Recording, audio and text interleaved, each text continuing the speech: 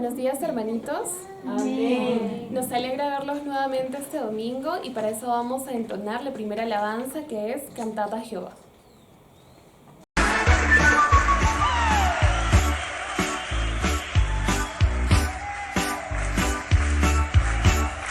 Te cantamos, Señor, cántico nuevo. Cántico nuevo, que ha hecho grandes maravillas. Cántico nuevo, que ha hecho grandes maravillas. Levanta la voz y aplaudid. Cantemos salmos al Señor. Levanta la voz y aplaudid. Cantemos salmos a Jehová.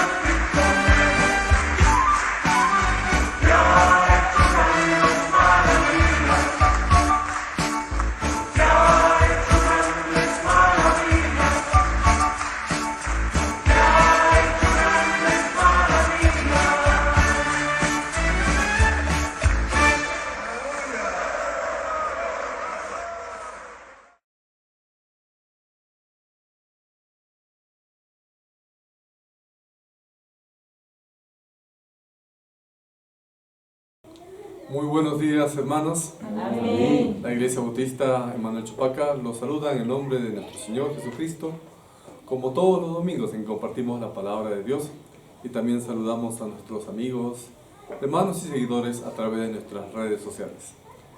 La prédica de esta semana titula Cuando la tentación toca tu puerta. Todos hemos enfrentado en algún momento la tentación que ha tocado nuestra puerta sin haber tomado aviso. A veces llega cuando estamos cansados, cuando nos sentimos solos o heridos, o de repente cuando todo parece ir bien, cuando estamos tranquilos, pero de repente hemos bajado la guardia. La tentación no siempre va a venir envuelta de una maldad evidente, sino envuelta de necesidad, promesa de éxito o incluso de una falsa espiritualidad. En el desierto, Jesús fue tentado, no como un espectador distante, sino como un verdadero hombre. No obstante, la victoria de Cristo sobre la tentación nos revela a nosotros y nos da ejemplo de que la tentación es parte del camino, pero que no tiene la última palabra. Debemos mirar a Cristo y aprender cómo nosotros tenemos que enfrentar la tentación cuando llega a nuestra vida, y así podemos demostrar ser fieles al Padre cuando la prueba de esta tentación rodea a nuestra vida. Imaginemos a un joven universitario, a un joven Javier, que se llame así, que es muy querido por sus amigos, cristiano. Juega fútbol, saca buenas notas y participa activamente en la iglesia. Una noche sus amigos lo invitan a una fiesta. Ellos dicen una fiesta tranquila. Le dicen, solo vamos a ir un rato. No te vas a demorar mucho. No seas exagerado. No vas a pecar solamente por ir un ratito a la fiesta, solamente a mirar. Al llegar, Javier se da cuenta de que el ambiente cambia rápido. Música en alto volumen, música inapropiada, de Bad Bunny. Alcohol por todas partes, bromas que cruzan los límites. Una chica se le acerca, una chica simpática, y le dice, nadie se va a enterar si solo salimos un ratito. ¿Qué va a pasar? Javier siente la presión. No quiere quedar como el chico raro, ni perder tampoco su círculo social. No quiere perder a sus amigos. La tentación no va a aparecer ahí como un diablo con cuernos ni rabo, sino con risas, con aceptación y con la promesa de encajar dentro de la sociedad.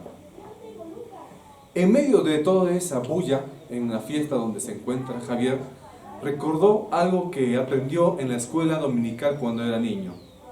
Huye de las pasiones juveniles y sigue la justicia, la fe y la pureza.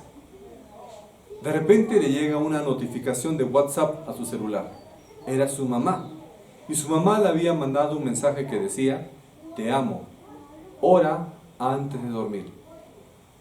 Con el corazón acelerado, Javier decide irse. Sale de golpe ahí de la fiesta. Sus amigos empiezan a gritarle, a burlarse de él. Pero él no se inmuta. Sale, respira el aire fresco y siente paz. Esa noche, Javier aprendió a decir no justo en el tiempo, demostrando madurez, no debilidad. Días después, otro de sus compañeros le dice, ojalá yo también hubiera salido temprano de la fiesta. Y Javier descubrió que su obediencia no solamente le edificó espiritualmente a él, sino que también se convirtió en luz para algunos jóvenes de sus compañeros. Lo que vivió Javier no es algo muy distinto a lo que Jesús enfrentó en el desierto. Porque la tentación rara vez llega de manera evidente o gritando. La tentación suele presentarse muchas veces con lógica, como diversión aparente, sin que haya un posible riesgo. La tentación puede venir como gozo, alegría, o quizás con una promesa de aceptación, o de beneficio, o de éxito inmediato. En ambos casos, en la tentación que sufrió Javier allí en la discoteca, o en la tentación que sintió Jesús en el desierto, se encuentra la misma pregunta. ¿Cederemos al camino fácil o permanecemos fieles a Dios? Mateo 4 nos muestra que la batalla decisiva no se libra en lo externo, sino dentro del corazón. Por eso, al mirar o al leer la experiencia de Jesús en el desierto cuando fue tentado, aprenderemos que cuando ocurre una tentación y esta toca nuestra puerta, debemos responder con fe, con valentía y con obediencia. A partir del libro de Mateo, en capítulo 4, quiero compartir con ustedes unas lecciones. La primera es, la tentación suele llegar en el momento de mayor vulnerabilidad. Hermanos, busquemos en nuestras Biblias, Mateo, capítulo 4, y leamos los versículos 1 y 2. La palabra nos dice, entonces Jesús fue llevado por el Espíritu al desierto, para ser tentado por el diablo. Y después de haber ayunado 40 días y 40 noches, tuvo hambre. Cuando leemos que Jesús fue llevado al desierto por el Espíritu, podríamos pensar que estaba en un lugar dramático, distante, que es muy diferente a nuestra vida cotidiana. Pero el desierto no solamente es una representación de arena y silencio, sino que espiritualmente el desierto representa cualquier momento en el cual nosotros podemos sentirnos solos, cansados o desorientados. Y es precisamente allí donde la tentación va a tocar tu vida. Jesús no fue tentado en un día de celebración ni después de un banquete. No fue tentado cuando Jesús estaba tranquilo. Fue tentado después de 40 días de ayuno, cuando estaba débil, su mente estaba agotada y su humanidad totalmente expuesta. Esto nos enseña algo importante, hermanos. La tentación no suele aparecer cuando estamos fuertes, descansados o llenos de paz, sino cuando estamos frágiles. La tentación no te va a tocar cuando estás leyendo todos los días la Biblia. La tentación difícil te va a querer atacar cuando estás orando todos los días. Si no oras, si no lees la Biblia, vas a estar débil. Y ahí es donde la tentación va a tocar tu puerta. Piensa, por ejemplo, en un padre que llega después de una larga jornada de trabajo. Está agotado, su cabeza está llena de problemas y su cuerpo lo siente pesado. Sus hijos hacen ruido, su esposa le habla y de pronto una pequeña frustración y ya explota delante de todos y le grita a todo el mundo ahí, hasta el gato, gritándole, insultando de repente a las personas que ama. Y no es porque el padre haya planeado responder así, sino que la tentación encontró una puerta abierta en el cansancio de este padre. O imagina de repente a una joven estudiante universitaria que ha pasado semanas bajo presión. Exámenes, exposiciones, trabajos, expectativas familiares, etc. Una noche siente que ya no puede más y decide relajarse buscando consuelo o relajarse en cosas que ella sabe que no agradan a Dios. La tentación no llegó como maldad explícita, sino como un aparente alivio en medio de todo su agotamiento emocional. El desierto entonces también puede representar ese tipo de cosas, o puede representar de repente la soledad. Hay momentos que nosotros nos sentimos incomprendidos, invisibles o rechazados. De repente, por ejemplo, cuando nadie te llama, nadie te manda un mensaje de WhatsApp, nadie pregunta por ti, nadie parece notar tu existencia, tu corazón puede sentirse vulnerable. Allí la tentación te va a susurrar y la tentación te va a decir, ¿por qué vas a estar solo?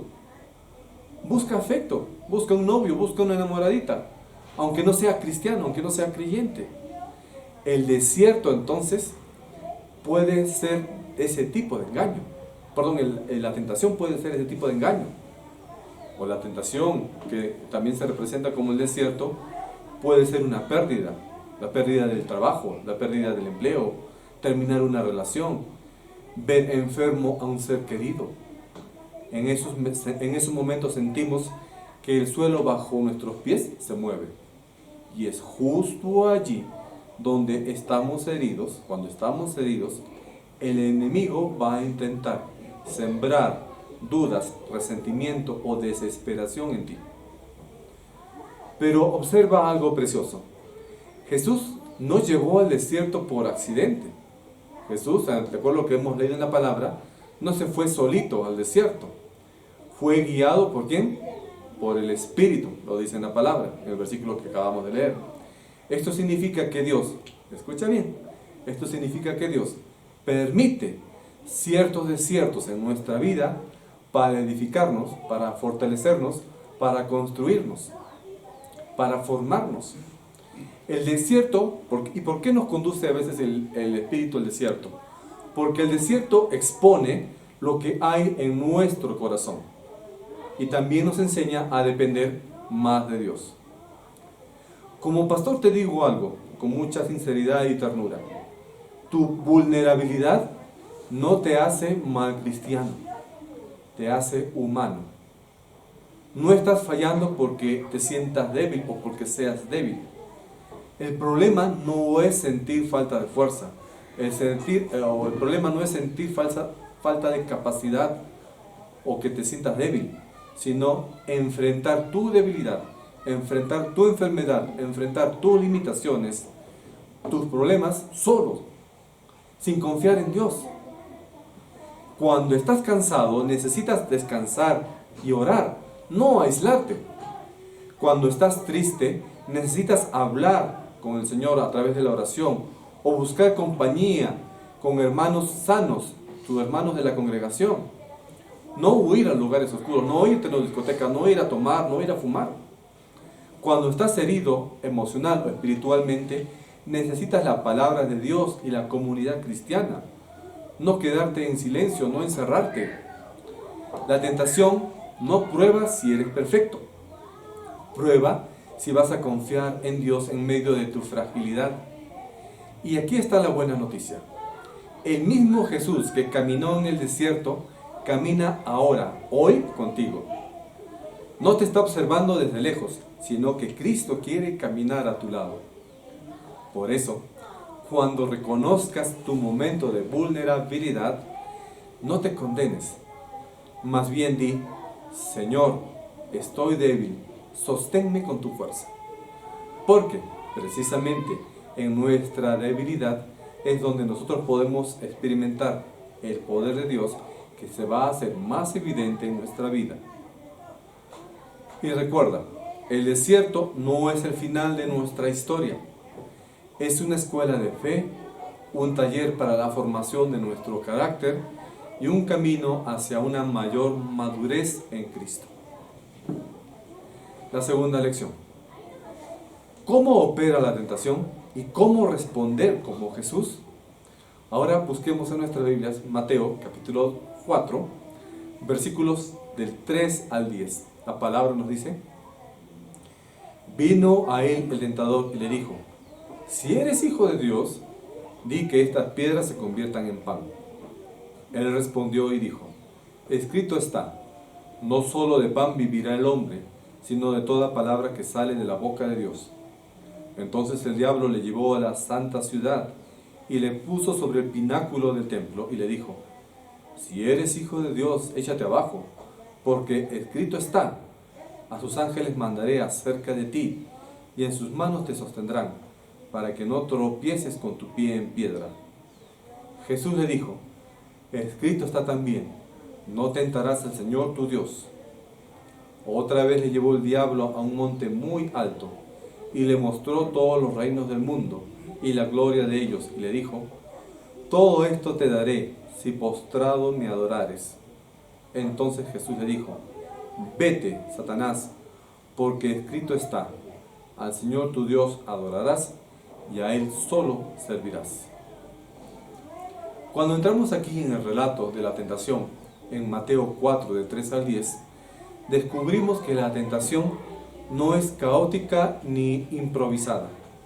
Tiene lógica, estrategia y tiene objetivo. Satanás no ataca al azar, no ataca por atacar. Observa nuestra necesidad, sabe de qué flaqueas, sabe tu fortaleza, sabe tus debilidades, sabe lo que te gusta, sabe cuáles son las cosas que te alejan de Dios, sabe cuál es tu carnalidad. Mide tu vulnerabilidad y ofrece caminos alternativos que parecen razonables, que parecen útiles e incluso caminos que aparentemente son espirituales. Jesús, en cambio, no respondió con emociones ni con ingenio humano, sino con obediencia tranquila y firme basada en la palabra de Dios. Este pasaje nos permite mirar el corazón de la tentación y al mismo tiempo aprender cómo resistirla. Aquí no se trata solamente de evitar el mal, sino de amar a Dios más que cualquier otra cosa en el mundo. Y vamos a analizar estas tentaciones que le hizo Satanás a Jesús. La primera tentación, vemos que Satanás ofrecía la resolución de una necesidad, pero a la manera de él. La primera tentación se dirige a una necesidad real y legítima, el hambre. Jesús llevaba 40 días sin comer. Su cuerpo estaba cansado, exhausto, su mente afligida, agotada. Satanás no le propone algo grotesco. sino algo aparentemente sensato. Si eres hijo de Dios, le dijo Satanás, convierte estas piedras en pan, porque tú tienes hambre, tienes que comer, si no te vas a desmayar. El engaño no estaba en comer, sino porque alimentarse es bueno o malo. Es bueno, ¿no es cierto? Todos necesitamos comida. Lo malo estaba en usar el poder para resolver una necesidad independientemente de la voluntad del Padre. Así opera la tentación. En el tiempo moderno, ¿cómo se traduciría esto? Tomar algo correcto, por ejemplo, dinero, afecto, descanso, éxito, reconocimiento o seguridad, y nos invita a obtener todas estas cosas por un camino que ignora la voluntad de Dios. Por ejemplo, un trabajador es tentado, tiene necesidad, le falta la plata, y es tentado a hacer negocios turbios o a recibir coima, por ejemplo. Una persona sola que anhela compañía se compromete con alguien que no comparte la fe. Un estudiante de la universidad o del colegio que busca buenas notas y copia solamente por esa vez en el examen. La necesidad es auténtica, pero el método que utilizaron estas tres personas es torcido y apurado. Jesús respondió, no solo de pan vivirá el hombre, sino de toda la palabra que sale de la boca de Dios, de la Biblia. Con esto, Jesús no estaba negando su hambre, él sabía que tenía hambre, pero estaba reordenando su corazón. Y aquí nos está enseñando Jesús que la vida no se sostiene únicamente por las cosas materiales, sino por una relación viva de obediencia y de confianza en Dios. Responder como Jesús hoy en día implica varias actitudes prácticas. Primero, hay que detenernos antes de actuar. Cuando sentimos presión, debemos hacer una pausa y orar, en lugar de tomar una decisión por impulso. Segundo, hay que discernir el método que vamos a utilizar, no solamente el resultado. Preguntarnos, por ejemplo, si vas a tomar una decisión, no solo preguntas, ¿esto será de beneficio para mí? Sino que también tienes que preguntar, ¿esto que voy a hacer honra a Dios? Tercero, hay que aceptar tiempos de espera. A veces queremos las bendiciones rapidito. Recuerda, muchas bendiciones llegan despacio, porque Dios está formando tu carácter, no resolviendo tus problemas. Cuarto, hay que alimentarnos de la palabra de Dios antes que del deseo.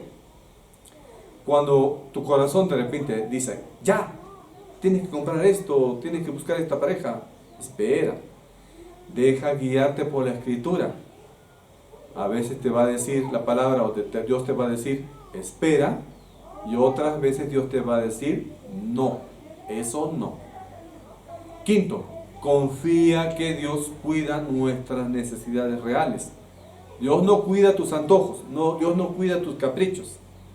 Dios cuida tu necesidad, sí, pero no tu engreimiento. Nosotros no podemos estar manipulando las circunstancias ni quebrar los principios para sobrevivir o intentando manipular para que Dios nos dé cosas. No podemos hacer eso.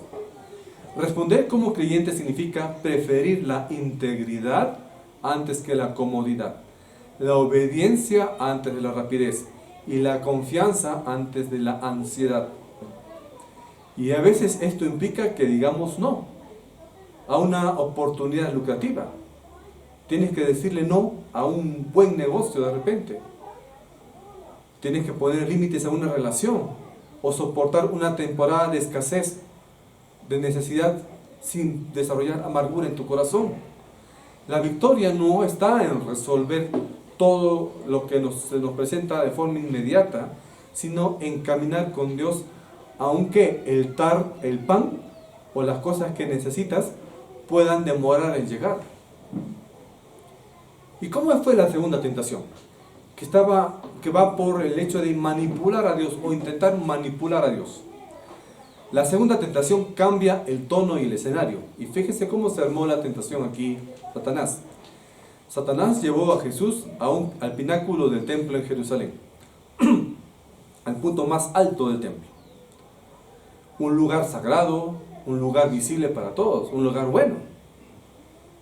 E incluso Satanás usó la Biblia para tentar a Jesús. Recuerda algo, Satanás conoce al derecho y al revés la Biblia más que tú. Ahora, para que puedas ganarle a Satanás en las tentaciones, pues tienes que estudiar la Biblia. Porque si no, Satanás te la va a voltear y tú ni cuenta te das.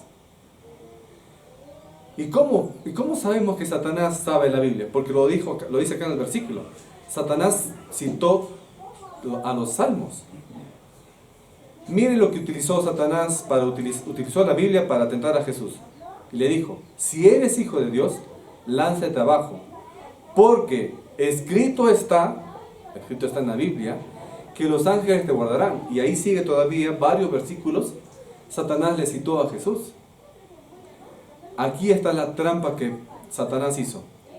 Y acá ya no se trataba de satisfacer una necesidad física, sino de provocar a Dios para obtener una señal espectacular. Esta es la tentación de convertir nuestra fe en una exhibición pública y de exigir pruebas constantes de amor divino. ¿Cómo aparece este tipo de tentación en la vida moderna? Y esta tentación, acuérdense hermanos y escúchalo bien, se da en iglesias. Esta tentación se ve en iglesias. Por ejemplo, cuando un cristiano dice, si Dios me ama, me debe abrir la puerta ahora. Si Dios me ama, debo ser millonario. Si Dios me ama, me va a dar mi casa. Es ese tipo de tentación que está haciendo Satanás ahora. O cuando buscamos emociones intensas como única validación espiritual. Solo si hablo en lenguas soy digno. Solo si soy pastor puedo ser digno. No es así. También se ve cuando usamos versículos como fórmulas mágicas para forzar resultados. Todo lo puedo en Cristo que fortalece, entonces voy a ser millonario. Esa es otra. O cuando confundimos espiritualidad con dramatismo. Recuerda, Satanás maneja muy bien la escritura, pero la distorsiona, la tuerce, la separa de su propósito, la separa de su contexto. Pero ¿cómo respondió Jesús? Respondió la mala escritura o la torsión de la escritura con la escritura o con sana doctrina. Y Jesús le respondió, no tentarás al Señor tu Dios. Con esto afirmó que la fe auténtica confía sin manipular y descansa en el carácter de Dios, aunque no vea señales extraordinarias. ¿Cómo debemos responder como creyentes del siglo XXI ante este tipo de tentaciones? Primero, aprendiendo a confiar sin pruebas constantes, caminando por fe, aunque el camino sea silencioso, aunque no veas milagros en tu vida, sigue caminando en fe y sigue confiando en el Señor. Aunque sigas enfermo, sigue confiando en el Señor. Aunque te siga faltando la plata, sigue teniendo fe en el Señor. Recuerda que Dios es fiel incluso cuando no sentimos nada especial. Segundo, evita el espectáculo espiritual. Busca santidad más que visibilidad. Obediencia más que el aplauso. Fidelidad más que reconocimiento público. Tercero, interpreta bien la Biblia. Pero para que interpretes bien la Biblia, tienes que estudiarla todos los días. No usar versículos aislados para justificar deseos personales, sino leer la Escritura en todo su contexto, con humildad y con sabiduría. Cuarto, aceptar la soberanía de Dios. Dejar que Dios actúe cuando, cómo y dónde Él decida en su soberanía. No hay que intentar presionar a Dios. No hay que intentar, Dios, si no me das esto, no voy a la iglesia. Dios, si no tengo esto, no voy a servirte. Si no tengo esto, no voy a predicar. Si no tengo esto, no voy a ser profesor. Si no tengo esto, voy a llegar tarde a la iglesia. No podemos manipular así a Dios. No podemos poner contra la pared al Señor. Quinto, cultivar una fe cotidiana y paciente. Orar, servir al Señor. No hay que poner fuegos artificiales para la obra. Hay que responder como Jesús.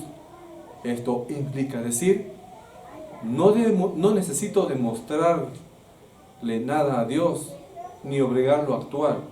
Confío plenamente en Él. En lo práctico, esto se traduce en perseverar cuando la oración parece no tener respuesta. En mantener integridad cuando nadie nos ve.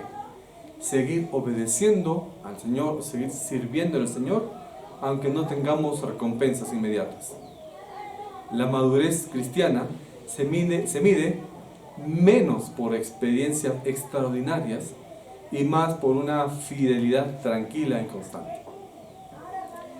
¿Y la tercera tentación cómo fue? Acá Satanás le ofreció a Jesús el atajo del poder. La tercera tentación fue la más abierta y también la más peligrosa. Satanás mostró a Jesús todos los reinos del mundo y su gloria. Ahora, esto también significa que todos los poderes de este mundo, todo el poder político y hasta religioso de cierta forma, está bajo el poder de Satanás. Porque si Satanás no tenía a los gobiernos del mundo, no se los podía ofrecer a Jesús. Y le ofrecía ¿qué cosa? El poder inmediato a cambio de adoración. Aquí ya no se habla de hambre física, de que le faltaba comer, ni tampoco de un reconocimiento de su labor ministerial o del poder de Jesús o de que Dios pueda manipular a Dios, sino le ofrecía un atajo, a alcanzar lo que deseamos sin pensar en el camino de la obediencia, el sacrificio o la paciencia. En nuestro tiempo, esto aparece cuando pisamos a otros para ascender, por ejemplo. Lo que comúnmente se dice, mete serrucho a tu compañero para que tú seas el jefe, por ejemplo. O cuando negociamos nuestra conciencia por fama. Se dice mucho, por ejemplo, de los famosos cantantes que han hecho pacto con el diablo. Y eso posiblemente no sea alejado de la realidad. Y ustedes ven, por ejemplo, los cantantes de la actualidad, que solamente su canción es puro insulto, e incluso hasta desprecio hasta la mujer, y cómo hasta las mismas mujeres que están escuchando esas letras se desesperan por ello. Esto se puede dar en la política, en los negocios, en la universidad, e incluso entre amistades. La oferta siempre va a sonar atractiva. Ganarás más rápido, serás más famoso, todo el mundo te va a reconocer, serás admirado, tendrás poder, tendrás control. Pero el precio oculto detrás de esto es la lealtad a Satanás. Pero vean cómo Jesús responde acá de una manera absoluta. Al Señor tu Dios adorarás y a Él solo servirás, te dice la palabra. Acá Jesús no estaba discutiendo a quién debe ofrecerse la adoración. Estaba diciendo directo, solo al Señor. Y acá estaba reafirmando la fidelidad total al Padre. Responder como Jesús en el tiempo de hoy requiere decisiones profundas y anticipadas. Por ejemplo, primero hay que definir de antemano a quién vamos a adorar. Antes de que llegue cualquier tipo de presión a tu vida, ya debes de haber decidido que nuestra lealtad le pertenece solamente a Dios. Segundo, tenemos que rechazar todo tipo de atajos morales, aunque parezcan eficientes, aunque parezca que no tuvieran trampas. Es preferible perder una oportunidad de negocio antes de perder tu integridad. Tercero, evalúa el precio oculto del éxito. Pregúntate, por ejemplo, ¿qué me compromete esto? ¿Cometeré pecado? ¿Le agradará a Dios si hago esto? La pregunta no solamente si yo gano o si yo voy a tener éxito. Pregunta si va a agradarle a Dios. Cuarto, servir antes que dominar. cultivar un liderazgo humilde que busca el bien de otras personas es lo más adecuado. ¿Qué pasa en muchas instituciones? Incluso lo vemos en la política. Presidentes, por ejemplo, llegan al poder y lo primero que hacen es desbandarse, hacer orgías, etcétera, etcétera. Ustedes ya saben de quién estoy hablando. En vez de servir al pueblo. O jefes en una institución que ya se creen semidioses y que todo el mundo les debe hacer respeto, obediencia, etcétera. Y solamente el beneficiarse. Cuando el ejemplo de liderazgo que nos ha dado Jesús es que el líder no está para que lo sirvan, sino para servir a otros. Quinto, recordar que el verdadero poder es la obediencia fiel. El reino de Dios crece por sacrificio, no por manipulación. En lo cotidiano, esto va a significar decir no a las prácticas corruptas, aunque todos los acepten, aunque escuchas que digan que las personas lo hacen. Tú dices no porque eso es corrupto. Hay que negarse a humillar a otras personas, hay que negarse a serruchar a otras personas, hay que negarse a pisotear a otras personas, renunciar a ventajas injustas, aunque aparentemente nadie se entere de lo que vas a hacer, pero Dios sí te está viendo. También esto va a implicar que soportes críticas. Van a criticarte, van a rechazarte, te van a aislar, no vas a ascender el trabajo, no vas a ganar más. Vas a retrasar tu desarrollo profesional, vas a retrasar tu carrera de repente. Vas a tener muchas pérdidas por permanecer fiel a Cristo, pero ¿qué importa? Tú sigues fiel al Señor. Responder como Jesús es elegir el camino de la cruz cuando el mundo ofrece alfombras rojas. Confiar en que Dios te va a exaltar en su tiempo y vivir con la convicción de que ninguna victoria vale la pena si nos estamos alejando de Dios. Al final de este bloque del pasaje, Jesús nos enseña a permanecer íntegros. ¿En qué? En una obediencia amorosa al Padre. La tentación aquí es real. Ahora es intensa y sofisticada. Pero la tentación en el tiempo de Jesús no tuvo, en la tentación del desierto de Jesús, no tuvo la última palabra. Cuando el creyente aprende a discernir las estrategias del enemigo y a responder con la Escritura y con confianza humilde, entonces vamos a descubrir que la victoria no va a nacer del orgullo, sino de una dependencia sencilla a Dios. La tercera lección. Después de la prueba viene el cuidado de Dios. Ahora leamos Mateo 4, versículo 11. El diablo entonces le dejó, y he aquí vinieron ángeles y le servían. El relato no termina solamente con la lucha, sino termina con gloria. Después de que Jesús permaneció fiel, el texto nos dice acá que el diablo se apartó de él y que los ángeles llegaron para servirle a Cristo. Este detalle es profundamente revelador. Dios no abandona a sus hijos en el desierto, ni los deja exhaustos, desorientados o cansados después de una batalla espiritual. Dios está observando, pero también nos está acompañando y en su momento nos restaura. Esto nos enseña que la tentación es real, es intensa y puede ser dolorosa, pero también la tentación es temporal. Ninguna prueba, ninguna tentación dura para siempre. Van a haber noches largas, pero la mañana siempre va a llegar. Hay desiertos que son muy áridos, secos, pero también hay manantiales preparados por Dios para quienes perseveran. La victoria de Cristo anticipa también nuestra victoria. Cuando nosotros permanecemos fieles, Dios mismo se va a encargar de consolarnos, de fortalecernos, de restaurarnos y de levantarnos. En la vida cotidiana, esto puede verse de muchas maneras. A veces la paz de Dios llega de manera pausada, no llega de inmediato. De repente va a llegar después de un momento en el cual hemos tenido que tomar una decisión difícil. Otras veces esta paz de Dios puede llegar a través de personas, de tus hermanos en la fe, cuando estábamos solos.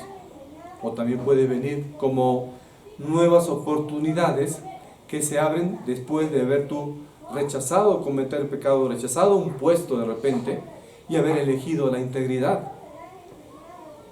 Tu respuesta o la respuesta que Dios te va a dar no siempre va a ser espectacular, pero siempre será real. Como creyente debemos aprender que esperar en Dios, en su cuidado, es sabio. Tenemos que esperar sin amargura y sin desesperación. No obedezcamos a Dios para forzar respuestas. No obedezcas a Dios para recibir bendiciones. No digas, yo te obedezco, entonces me vas a dar esto. No puedes hacer eso. Debes obedecer a Dios y debes ser fiel a Dios porque amas a Dios. Y sin embargo, Él nunca va a quedar en deuda con sus hijos. El cuidado de Dios a veces puede tomar su tiempo, puede tardar, pero nunca falla. Por eso, si hoy estás cansado por alguna prueba o alguna tentación que te está atacando, recuerda, el desierto no es tu destino final. Dios va a ver tu fidelidad, valora tu obediencia y en su tiempo perfecto vendrá a ayudarte, vendrá a fortalecerte, vendrá a servirte, a restaurarte, a levantarte con la ternura de un padre. A manera de conclusión, la tentación no es una señal de fracaso espiritual, sino parte del camino de la formación que Dios permite en la vida de sus hijos. Jesús fue probado no porque estuviera lejos del Padre, sino precisamente porque caminaba en obediencia al Espíritu. Esto debe quitarnos el miedo y la vergüenza cuando nosotros atravesemos nuestros propios desiertos. No estamos solos y no estamos perdidos porque estamos siendo moldeados por el Padre. Cuando la tentación toque tu puerta, recuerda que esta va a llegar en los momentos de mayor vulnerabilidad.